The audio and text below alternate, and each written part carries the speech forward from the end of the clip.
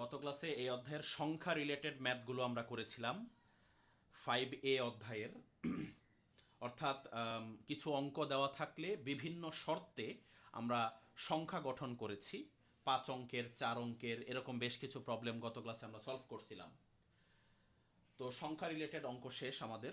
তো আজকে এই অধ্যায়ের ভিন্ন টাইপের কিছু ম্যাথ আছে, ওই ম্যাথগুলো নিয়ে আলোচনা করব।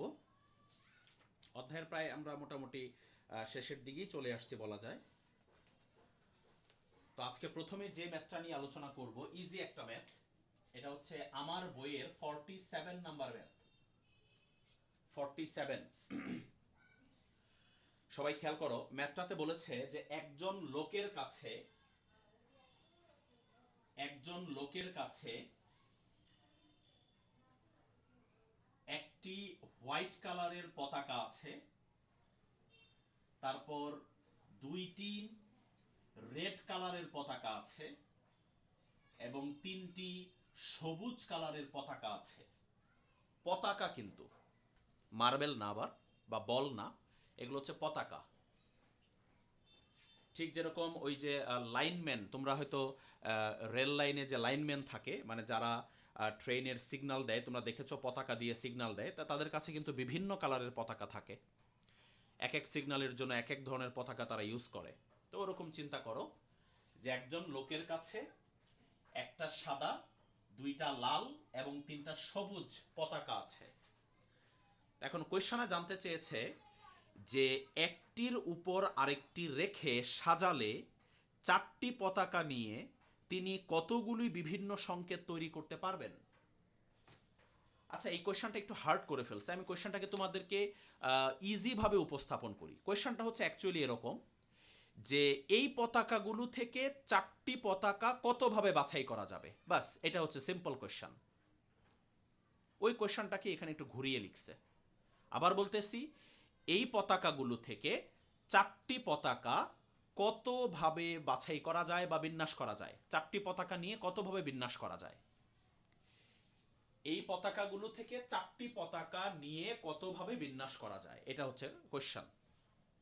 তাহলে এখানে 3 কালারের পতাকা আছে, আমাদেরকে 4টি পতাকা নিতে হবে। তাহলে এই 3 কালারের পতাকা থেকে 4টি পতাকা আমরা কত উপায়ে নিতে পারবো সেটাই আমাদেরকে বের করতে বলছে। তো ওইটার জন্য আমরা একটা ছক করে ফেলবো, আমরা একটা ছক তৈরি করে ফেলবো। এই অঙ্কগুলো ছক তৈরি করে করাটা হচ্ছে উত্তম। আমরা একটা ছক তৈরি করে ফেলবো এখানে।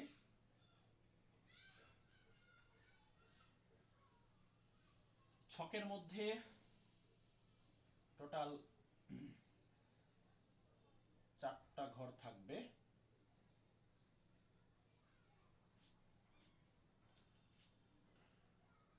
এখানে হচ্ছে সাদা পতাকা মোট কয়টা আছে? একটি। সাদা পতাকা আছে মোট একটি। এরপরটাতে লাল পতাকা আছে 2টি। এরপরে আসে হচ্ছে সবুজ, ওইটা তো লাগতেছে না তাইলে। এরপর আসতেছে সবুজ পতাকা আসতেছে কয়টা? 3টি। এই হলো 3 কালারের পতাকা নিয়ে আমরা 3টা ঘর করে ফেললাম। এখন এই পতাকাগুলো থেকে আমরা 4টা পতাকা নিব। কতভাবে 4টা পতাকা এখান থেকে নেওয়া যায় ওটা আমরা আগে ডিসাইড করব। কত উপায়ে বা কতভাবে এখান থেকে আমরা 4টা পতাকা নিতে পারি। পতাকা কিন্তু নিতে হবে 4টার বেশি নেওয়া যাবে না। তো এক নাম্বার কেস মনে করো যে আমি সাদা নিলাম একটা, লাল নিলাম একটা, সাদা পতাকা একটা নিলাম, লাল পতাকা একটা নিলাম, আর সবুজ নিলাম 2টা। হয়ে গেল 4টা পতাকা হয়ে গেল। কিন্তু চলো দেখি আর কতভাবে নেওয়া যায়। 2 নাম্বার কেস মনে করো সাদা একটা, লাল 2টা, সবুজ একটা। হয়ে গেল 4টা। চলো সামনের দিকে আগাই। আর কত ভাবে নেওয়া যায়, আর কত ভাবে নেওয়া যায়?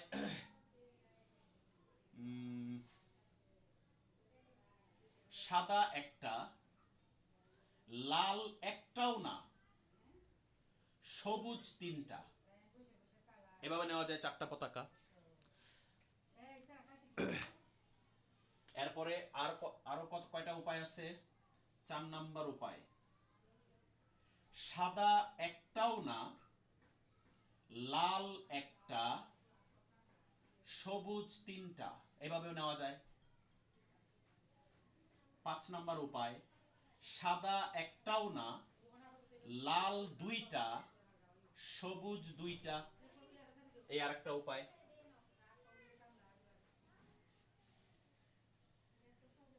এরপরে আর কোন উপায় আছে দেখো তো? আচ্ছা একটা জিনিস, সবুজ কিন্তু জিরো করা যাবে না কখনোই, কারণ সবুজ যদি একটাও না নাও তাহলে কিন্তু পতাকা চারটা ফিল আপ হবে না। কারণ সাদা একটা, লাল দুইটা, ওখানে আছেই তিনটা, তা সবুজ যদি জিরো করে দাও তাহলে কিন্তু চারটা পতাকা হবে না। এই জন্য সবুজ কখনো জিরো করা যাবে না, সবুজ জিরো করা যাবে না। আর কোনো উপায় আছে চারটা পতাকা নেওয়ার? এখানে এই লালের মধ্যে একবার জিরো নিছি, লালের মধ্যে আরেকবার জিরো নেওয়া যাবে? আরেকবার জিরো নিলে এখানে একটা, না আরেকবার জিরো নেওয়া যাবে না, কারণ এখানে একের বেশি নাই। এই পাঁচটাই, আর কোনো উপায় নাই। চারটা পতাকা, এই 5 রকম উপায়ে আমরা বাছাই করতে পারি। এই 5টা উপায়ে চারটা পতাকা সিলেক্ট করা যায়, আর কোনো উপায় নাই। এখন দেখি চলো, এখন এগুলোর কিন্তু ব্যাপার হচ্ছে এখানে 5টা উপায় বের হইছে। 5টা উপায় মানে কিন্তু এটা কোশ্চেনের অ্যান্সার না। আমাদেরকে এখন এই মানে এই 5টা কেস থেকে, এই 5টা কেস থেকে আমাদেরকে উপায় সংখ্যাগুলো বের করতে হবে। এটা আমরা নিলাম যে কতভাবে চারটা পতাকা আমরা নিতে পারি, ওইটা বের করছি। এখন এখান থেকে আমাদেরকে উপায় সংখ্যা নির্ণয় করতে হবে। উপায় সংখ্যা কিন্তু আমরা সেই ফ্যাক্টোরিয়াল দিয়েই নির্ণয় করব। তাহলে এভাবে লেখো যে 1 নং এর জন্য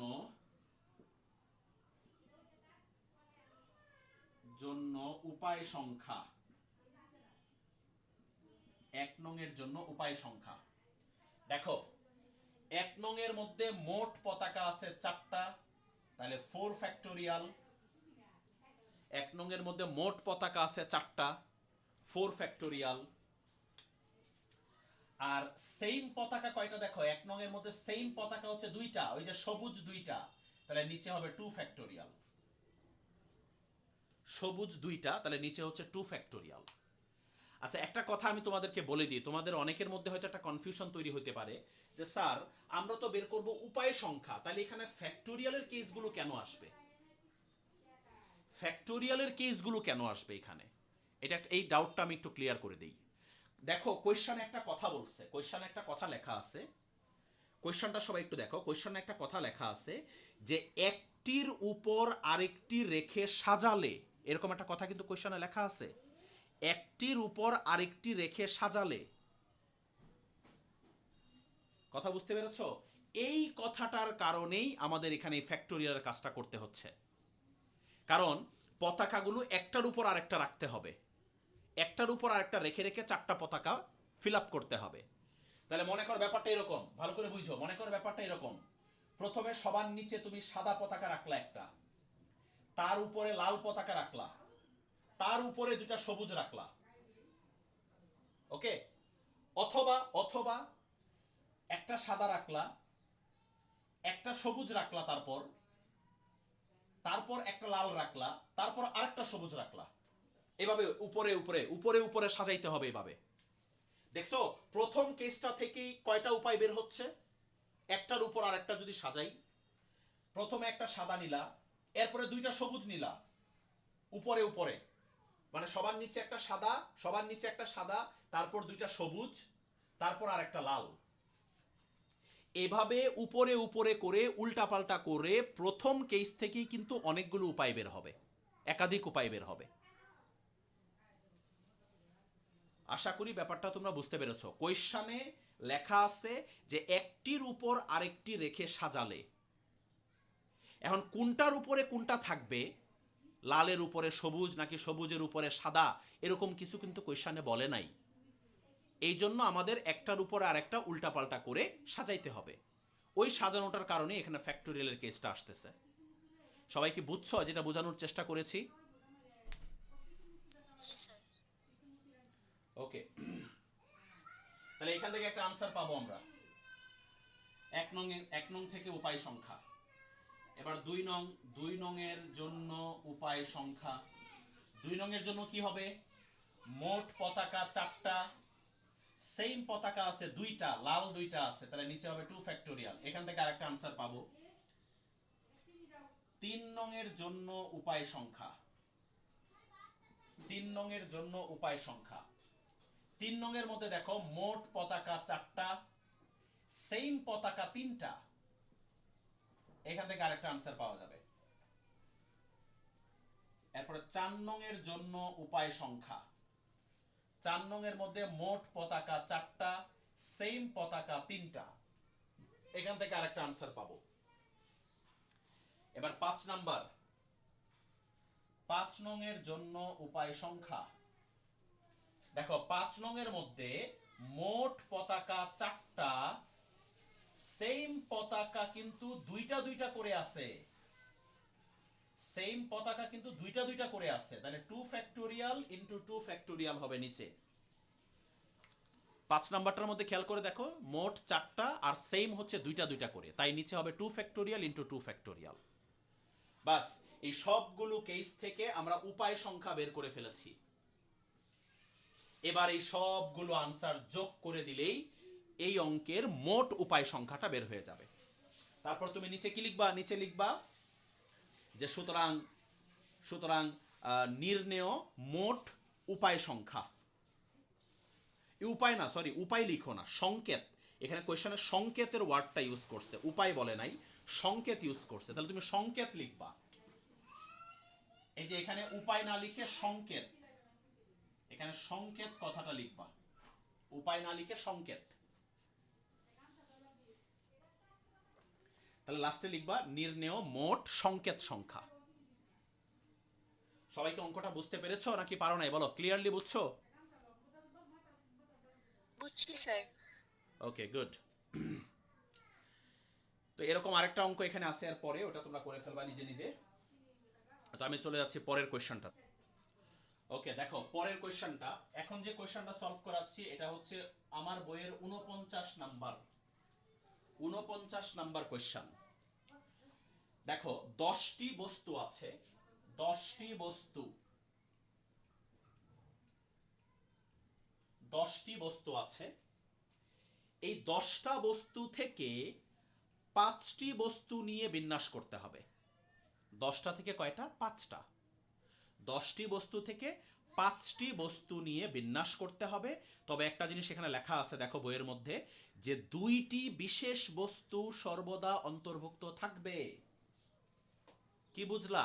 তোমাকে এই 10টা বস্তু থেকে 5টা বস্তু নিয়ে বিন্যাস করতে হবে, তবে ওই 5টা বস্তুর মধ্যে 2টা বিশেষ বস্তু সবসময় থাকতে হবে। 10টা থেকে নিতে হবে 5টা, তবে ওই 5টার মধ্যে 2টা বিশেষ বস্তু আছে যেগুলো সবসময় থাকবে, মানে 2টা বিশেষ বস্তু সবসময় নিতে হবে। এই 10টার মধ্যেই 2টা বিশেষ বস্তু আছে, এই 10টার মধ্যেই 2টা বিশেষ বস্তু আছে, 2টি বিশেষ বস্তু আছে, এই 10টা বস্তুর মধ্যেই 2টা বিশেষ বস্তু আছে। তোমাকে এই 10টা থেকে 5টা নিতে হবে, তবে ওই 2টা বিশেষ বস্তু সবসময় নিতে হবে তোমাকে। ওই 2টা বিশেষ বস্তু তোমাকে সবসময় অন্তর্ভুক্ত রাখতে হবে ওই 5টার মধ্যে। ওকে, তো এখন কত উপায়ে এটাকে বিন্যাস করা যাবে? 2টা বিশেষ বস্তু সবসময় অন্তর্ভুক্ত রেখে 5টা বস্তু নিয়ে কত উপায়ে বিন্যাস করা যাবে? তো একটা জিনিস ভালো করে বুঝো, তোমাকে নিতে হবে 5টা বস্তু, ভালো করে বুঝো। তোমাকে, আমি এটা বক্স করে বুঝাই তাহলে বুঝতে সুবিধা হবে তোমাদের জন্য। 1 2 3 4 5। তোমাকে নিতে হবে 5টা বস্তু। 5টা বস্তু নিয়ে মনে করো এই 5টা ঘরে তোমাকে বসাইতে হবে। তবে এই 5টা বস্তুর মধ্যে 2টা বিশেষ বস্তু থাকতেই হবে। এই 2টা বিশেষ বস্তু থাকতেই হবে। তো চলো আমরা একটা কাজ করি। এই 2টা বিশেষ বস্তুকে এই 5টা ঘরে কত রকমে বসানো যায় ওটা আমরা আগে বের করে ফেলি। যেহেতু বলছে যে এই 2টা বিশেষ বস্তু সব সময় থাকতে হবে, তো চলো আগে এই 2টা বিশেষ বস্তুর কাজটা শেষ করে ফেলি। এই 2টা বিশেষ বস্তু এই 5টা ঘরে কত উপায়ে বসতে পারে? সিম্পল জিনিসটা। 2টা বিশেষ বস্তু এই 5টা ঘরে 5p2 উপায়ে বসতে পারে। 2টা বিশেষ বস্তু 5টা ঘরে 5p2 উপায়ে বসতে পারে। এবার তোমাদের মধ্য থেকে আমাকে একজন আনসার দাও তো, এই 5টা ঘরের মধ্যে আর কয়টা ঘর খালি আছে? বলো বলো। 3টা ঘর। একটাও না। কে বলছে একটাও না? 3টা ঘর। বস্তু তো বসবে 2টা। এই 5টা ঘরের মধ্যে তো 2টা বিশেষ বস্তু বসাইছি। আমি কি 2টা বস্তু 5 ঘরে বসাইতে পারবো? এটা কি সম্ভব? 2টা বিশেষ বস্তুকে কি 5 ঘরে একসাথে বসানো যাবে? কখনোই যাবে না। এই বস্তু কিন্তু 2টা। তা বস্তু 2টা এখানে 2টা ঘরে বসবে। এই 2টা বস্তু এখানে 2টা ঘরে বসবে, কিন্তু কখনো এই 2টা ঘরে বসবে, কখনো এই 2টা ঘরে বসবে, কখনো এই 2টা ঘরে বসবে, কখনো এই 2টাতে বসবে, বা কখনো এই 2টাতে বসবে, কখনো এই 2টাতে বসবে, কখনো এই 2টাতে বসবে, কখনো এই 2টাতে বসবে। এভাবে উল্টাপাল্টা করে এই 2টা বস্তু বসবে, বাট 2টা ঘরেই বসবে। ঘর কিন্তু সবসময় 3টা ঘর খালি থাকবে। কথাটা আশা করি সবাই বুঝতে পারছো। তাহলে এখানে 3টা ঘর খালি আছে।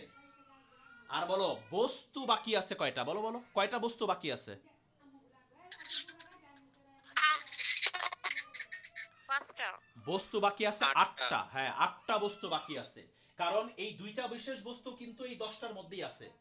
এই 2টা বিশেষ বস্তু কিন্তু 10টার ভিতরেই আছে। তাহলে এই 2টা বিশেষ বস্তু তো বসায় ফেলছে এখানে। তাহলে এখানে আর বস্তু বাকি আছে হলো 8টা। তাহলে ওই 8টা বস্তু থেকে আমাদেরকে কয়টা ঘর ফিল আপ করতে হবে বলো?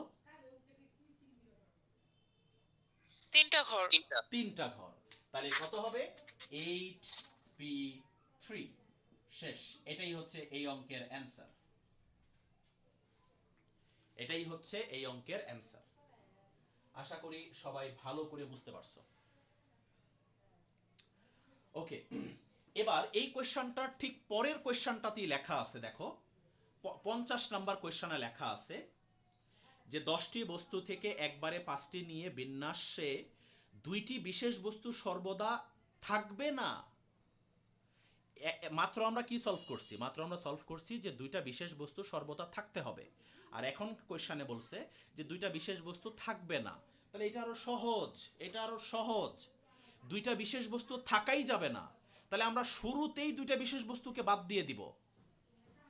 অর্থাৎ এই 2টা বিশেষ বস্তু এই 5টা ঘরের মধ্যে থাকবে না, মানে একদম রাখাই যাবে না। তাহলে 2টা বিশেষ বস্তু শুরুতে বাদ। তাহলে আর বস্তু থাকে কয়টা বলো? বস্তু থাকে সরি 8টা স্যার। বস্তু থাকে 8টা। আর ঘর কয়টা? ঘর কয়টা বলো? 5টা। ঘর 5টা। 3টা।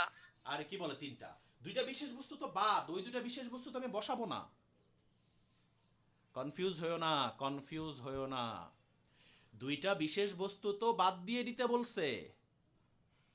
ওই 2টা বিশেষ বস্তু 5টা ঘরের মধ্যে নেওয়া যাবে না। তা 2টা বিশেষ বস্তু আমরা শুরুতেই বাদ দিয়ে দিচ্ছি। ওই 2টা বিশেষ বস্তু এখানে বসবে না। তাহলে বস্তু থাকবে 8টা, ঘর হচ্ছে 5টা। ঠিক আছে? তাহলে 8p5 এটা হবে 50 নাম্বার কোয়েশ্চনের অ্যান্সার। এটা হচ্ছে 50 নাম্বার কোয়েশ্চনের অ্যান্সার। আর এটা হলো 49 নাম্বার কোয়েশ্চনের অ্যান্সার। এটা 50 নাম্বার কোয়েশ্চনের অ্যান্সার। 50 নাম্বার কোয়েশ্চনে বলছে যে এই 2টা বিশেষ বস্তু এই 5টার মধ্যে থাকা যাবে না, এই জন্য শুরুতে বাদ দিয়ে দিছি। দুইটা বিশেষ বস্তুকে, তাহলে আর বস্তু থাকে 8টা, ঘর হচ্ছে 5টা, তাহলে 8টা বস্তু থেকে 5টা ঘর ফিল আপ করা যায় 8p5 উপায়ে। আশা করি বুঝতে পেরেছো ব্যাপারটা। আর যখন বলবে যে দুইটা বিশেষ বস্তু অন্তর্ভুক্ত থাকবে, তখন আগে আমরা দুইটা বিশেষ বস্তুকে 5টা ঘরে কত উপায়ে বসাইতে পারি সেটা বের করব। দুইটা বিশেষ বস্তুকে 5টা ঘরে এত উপায়ে বসানো যায়। এরপরে ঘর বাকি থাকে 3টা, বস্তু বাকি থাকে 8টা, তাহলে এরপরে হবে 8p5।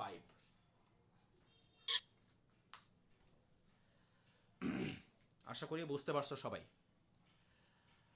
আর একটা জিনিস আমি বারবার বলি, গত ক্লাসেও বলছিলাম, এগুলো একবারে বোঝার জিনিস না, এগুলো তোমাকে আমার ভিডিওগুলো বারবার রিভাইন করে করে দেখতে হবে, দেখে জিনিসগুলো ফিল করতে হবে। তুমি যখন ডিপলি জিনিসটা ফিল করতে পারবা তখন জিনিসগুলো তুমি বুঝবা, নাইলে বারবারই শুধু কনফিউজ হইতে থাকবা। তা আমি ক্লাসগুলো সবগুলোই রেকর্ডিং করতেছি, এগুলো আমি একসাথে করে 5-এ এটা শেষ হলে আমি একসাথে করে দিয়ে দিব। দিয়ে বেশ কিছুদিন আমি গ্যাপ দিব, 5B শুরু করব না। 5A আগে ভিডিওগুলো বারবার দেখে দেখে তোমরা অঙ্কগুলো ভালো করে ডিপলি বুঝবা, তারপর আমি 5Bতে যাব।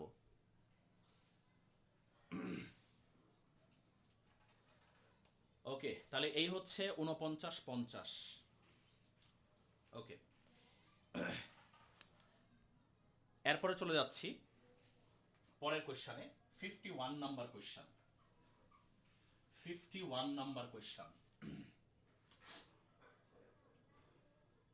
51 নাম্বার কোয়েশ্চনে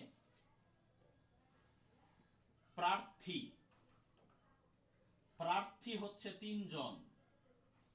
প্রার্থী বুঝো তো, নির্বাচনে যারা দাঁড়ায়, প্রার্থী হচ্ছে 3 জন, ভোটার হচ্ছে 5 জন।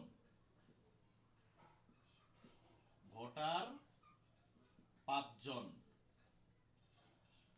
প্রার্থী 3 জন, ভোটার 5 জন। কোয়েশ্চন হলো, এই 5 জন ভোটার 3 জন প্রার্থীকে কতভাবে ভোট দিতে পারবে? 5 জন ভোটার 3 জন প্রার্থীকে কতভাবে ভোট দিতে পারবে?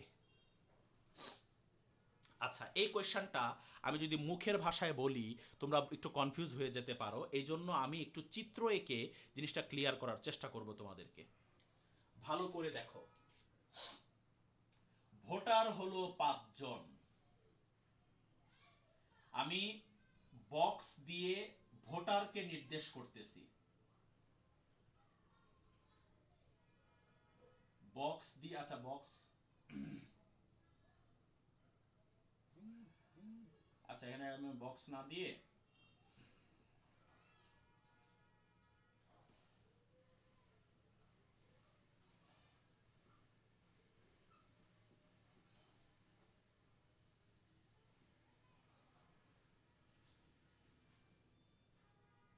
এই হলো, মনে করো 5 জন ভোটার,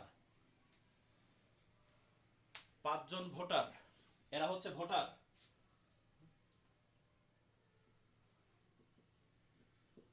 এরা হচ্ছে ভোটার, আর এইদিকে হচ্ছে প্রার্থী, যারা নির্বাচনে দাঁড়িয়েছে।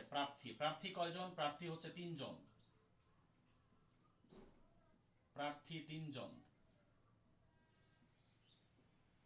এটা আমি তোমাকে মুখের ভাষায় বুঝে দিতে পারতাম, বাট ভালো করে ফিল করতে পারবা না ব্যাপারটা।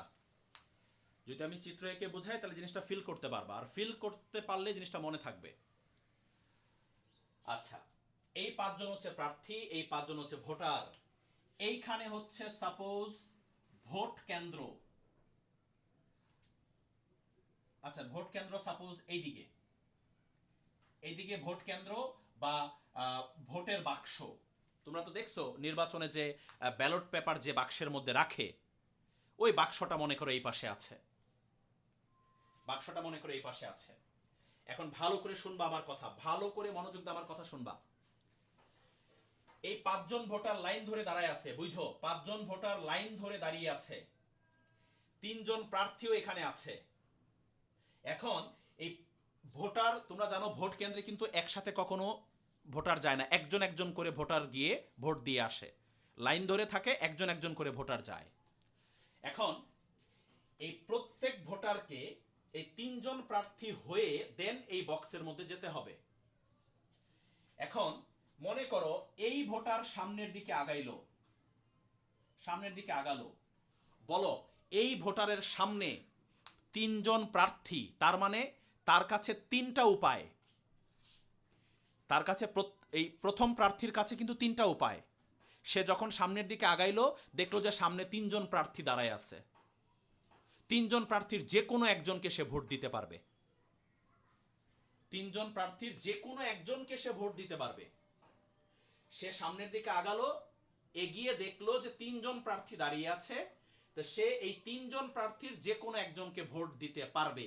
তাহলে প্রথম প্রার্থীর সামনে কয়টা উপায় দাঁড়িয়ে আছে? 3টা উপায় দাঁড়িয়ে আছে। 3 জন প্রার্থী 3টা উপায় দাঁড়িয়ে আছে। তাহলে প্রথম প্রার্থীর জন্য উপায় সংখ্যা হলো 3। একইভাবে দ্বিতীয় প্রার্থী সামনে আগালো, আগানোর পর দেখা গেল তারও সামনে 3টা উপায়, নাকি উপায় একটা কমে গেছে বলো তো? না স্যার, 3টা উপর। উপায় 3টাই কিন্তু, কারণ প্রথম জন কাকে ভোট দিছে এটা তো আর দ্বিতীয় প্রার্থীর দেখার বিষয় না। প্রথম ভোটার কাকে ভোট দিছে ওটা কিন্তু দ্বিতীয় ভোটারের দেখার কোনো বিষয় না। সো দ্বিতীয় প্রার্থী যখন সামনে আগাইছে তারও সামনে 3টা উপায়, তাহলে সেও 3 উপায়ে ভোট দিতে পারে। তৃতীয় প্রার্থী একইভাবে যখন সামনে আগাইছে তারও সামনে 3টা উপায়, সেও 3 উপায়ে ভোট দিতে পারবে। তৃতীয় প্রার্থী যখন সামনে আগাইছে তারও সামনে 3টা উপায়, সেও 3 রকম উপায়ে ভোট দিতে পারবে। চতুর্থ প্রার্থীরও সেম 3টা উপায়, সেও 3 রকম উপায়ে ভোট দিতে পারবে। বাস, অঙ্ক শেষ। তাহলে এই অঙ্কের আনসার হচ্ছে 3⁵ বা যেটা আসে আনসার। এটা যদি আমি তোমাকে মুখে বুঝাইতাম তাহলে জিনিসটা একটু এলোমেলো লেগে যেত। চিত্র এঁকে তার জিনিসটা তোমার মাথায় ছবি আকারে থেকে যাবে, মনে থাকবে অনেক দিন। আর এটা একটা শর্টকাট উপায় হচ্ছে, তোমরা অলরেডি বুঝতে পারতেছো।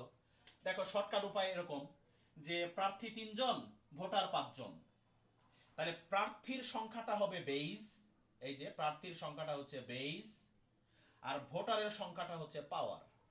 এলো শর্টকাট, বুঝতে পারতেছো আশা করি। শর্টকাট হলো কি, প্রার্থীর সংখ্যাটা হবে সবসময় বেইজ, প্রার্থীর সংখ্যা সবসময় বেইজ হবে, ভোটারের সংখ্যা সবসময় পাওয়ার হবে। তাহলে আনসারটা তোমরা আরো শর্টকাটে বের করতে পারবা। আশা করি সবার কাছে ক্লিয়ার ব্যাপারটা। ওকে, এবার আমি চলে যাচ্ছি পরবর্তী কোয়েশ্চনে। তবে পরবর্তী কোয়েশ্চনে যাওয়ার আগে আমার মনে হয় এই মিটিংটা থেকে একটু লিভ নিয়ে আবার ঢুকলে ভালো হয়, কারণ এই মিটিংটার মনে হয় বেশিক্ষণ টাইম নাই। আমরা একটু লিভ নিয়ে ঢুকি সবাই। ওকে, তো সবাই খেয়াল করো, এবার চলে যাচ্ছি পরের কোয়েশ্চনে। এখন যে কোয়েশ্চনটা আলোচনা করতেছি এটা হচ্ছে একটা অ্যাডমিশন টেস্টের কোয়েশ্চন, কুয়েটের 2010-11 সালে এসেছিল। 2010-11 সালের কোয়েশ্চন, কুয়েটের অ্যাডমিশন টেস্টের। এটা হচ্ছে আমার বইয়ের 54 নাম্বার ম্যাথ, 54। তো খেয়াল করো, কোয়েশ্চনটা হচ্ছে খুলনা শহরের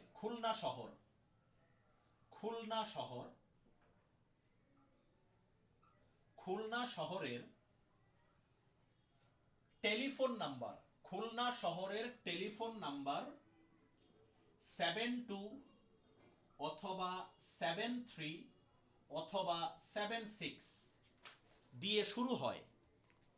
ভালো করে বুঝো কিন্তু, খুলনা শহরের টেলিফোন নাম্বার 72, 73 বা 76 দিয়ে শুরু হয়। অর্থাৎ টেলিফোন নাম্বারের ফার্স্ট 2টা ডিজিট 72 হয় বা 73 হয় বা 76 হয়, ফার্স্ট 2টা ডিজিট। আর টেলিফোন নাম্বারগুলো হচ্ছে 6 অঙ্কের। টেলিফোন নাম্বারগুলো কয় অঙ্কের? 6 অঙ্কের। এবার কোয়েশ্চন হলো কতগুলো টেলিফোন নাম্বার আছে খুলনা শহরে, বা কতগুলো সংযোগ দেওয়া সম্ভব? তাহলে 6 অঙ্কের টেলিফোন নাম্বার শুরু হবে এইটা বা এটা বা এটা দিয়ে। একটা জিনিস এখানে বুঝতে হবে কিন্তু, মানে 6 অঙ্কের টেলিফোন নাম্বারের 6টা অঙ্কের মধ্যেই কিন্তু এই দুইটা আছে, 6টা অঙ্কের মধ্যেই কিন্তু এই দুইটা আছে। 6টা অঙ্কের মধ্যে প্রথম দুইটা অঙ্ক এটা বা এটা বা এটা, তা আমাদেরকে আর বাকি 4টা ঘর ফিল আপ করতে হবে। প্রথম দুইটা অঙ্ক এই তিনটার মধ্যে যে কোনো একটা হবে। ভালো করে বুঝে ফেলো জিনিসটা। এই যে দেখো জিনিসটা এরকম,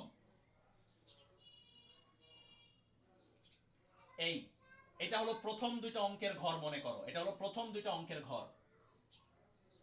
এরপরে একটা একটা ঘর, কয়টা ঘর টোটাল? 4টা।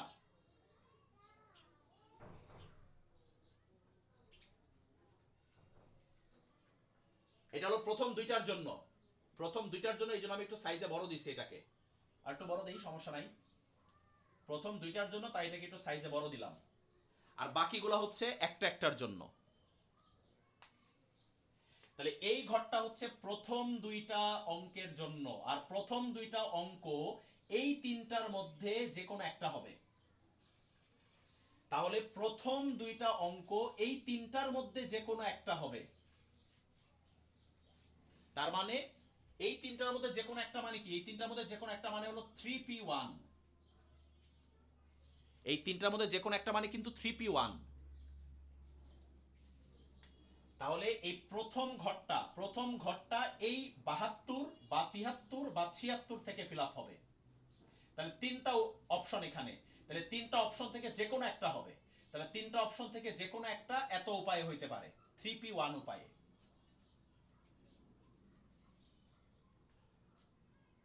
ওকে, এবার সামনের দিকে আছে 4টা ঘর, ওই 4টা ঘরের মধ্যে একটা একটা করে ডিজিট বসবে। আচ্ছা, তোমাকে কে বলতে পারবে এই 4টা ঘর ফিল আপ করার জন্য কয়টা অপশন আছে তোমার হাতে? 4টা ঘর ফিল আপ করার জন্য কয়টা অপশন আছে তোমার হাতে, বলতে পারবা?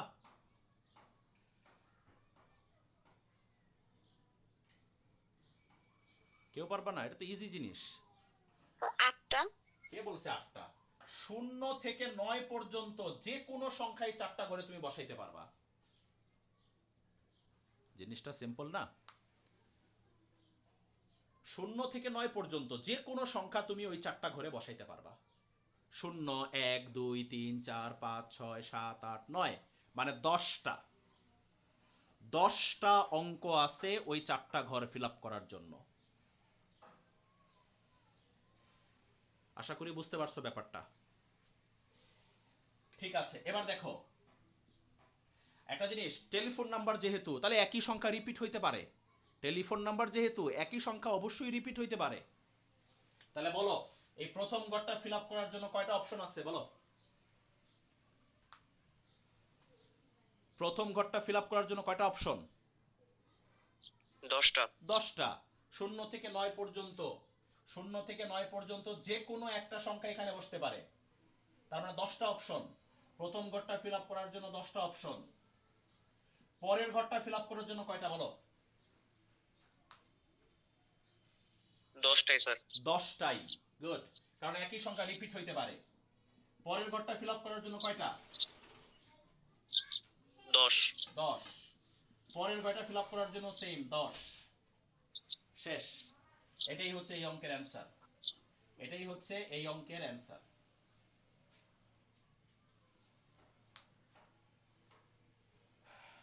বুঝতে পারছো? এরকম একটা অঙ্ক আমি ওই যে বুঝিয়েছিলাম প্রথম দিন। তাহলে টেলিফোন নাম্বারটা শুরু হবে 72, 73 বা 76 দিয়ে। তাহলে শুরু হওয়ার জন্য তিনটা অপশন, শুরু হওয়ার জন্য কয়টা অপশন? তিনটা অপশন। তিনটা থেকে যে কোনো একটা হবে। শুরু হওয়ার জন্য তিনটা অপশন, তিনটা থেকে যে কোনো একটা হবে। তারপরে 3p1। আর পরের প্রত্যেকটা ঘরের জন্য 10টা অপশন, পরের প্রত্যেকটা ঘরের জন্য 10টা অপশন। তাই 10 ইন্টু 10 ইন্টু 10 ইন্টু 10।